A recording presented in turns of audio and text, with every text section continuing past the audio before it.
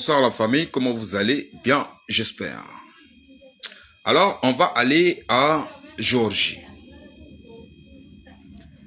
Un monsieur, un homme de 57 ans, a été emprisonné à 475 ans de prison ferme. J'ai fait la publication matin comme ça.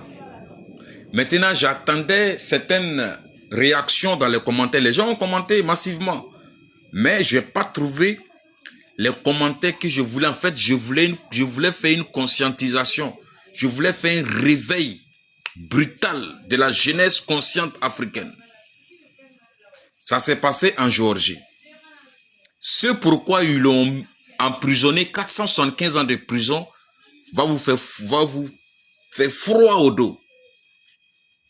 Parce qu'il y a des gens qui font plus pire 100 000 fois.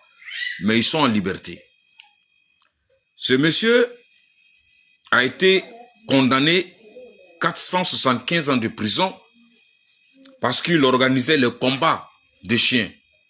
Il organisait les combats entre chiens et chiens. Les chiens se combattent.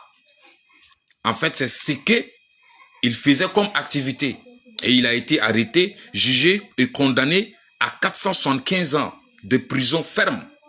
Il a 57 ans. C'est en Géorgie. Alors, il y a des pays qui ont organisé des génocides contre certains pays. Ils sont là, ils sont en liberté, sans problème.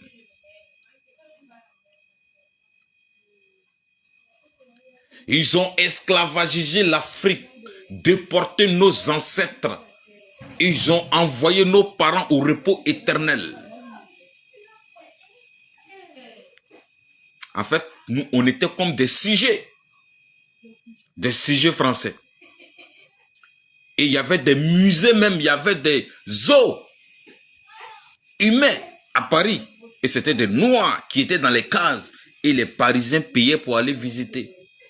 Les Noirs dans les cases, les enfants noirs dans les cases. Et c'est resté impuni. Et ça, je suis parti trop loin. On va venir en Libye. Ceux-là même qui ont détruit la Libye. Déverser les terreaux au Sahel. Ils sont au dehors. Peinards en train de se promener. Ceux qui ont détruit Afghanistan, l'Iran, l'Irak. Ils sont en liberté. Ils sont là, vivants. Et ceux-là même qui sont en train d'envoyer les enfants de l'Ukraine au repos éternel par milliers. Chaque semaine, ils sont là, vivants, peinards, en toute liberté. Et le premier ministre israélien, Benjamin Netanyahou, lui-même, qui est en train de faire un carnage, un nettoyage total en Palestine, notamment à Gaza, vieillards, enfants, femmes, en train d'être nettoyés. Et le premier ministre israélien a déclaré même à l'ONU qu'il va faire un nettoyage complet à Gaza. Il se promène comme un roi, sans problème. Et ça, c'est des humains qui sont en train d'envoyer au repos éternel. Pour nos ancêtres, ça, il y a très longtemps. Mais Israël, Gaza et Palestine, ça y est là, à côté de nous. Il y a des soldats, il y a des pilotes américains qui ont refusé d'envoyer des armes. Ça, c'était la semaine dernière, d'envoyer des armes avec des avions en Israël. Les deux là ont été mis en prison. Une femme et un homme, militaires américains.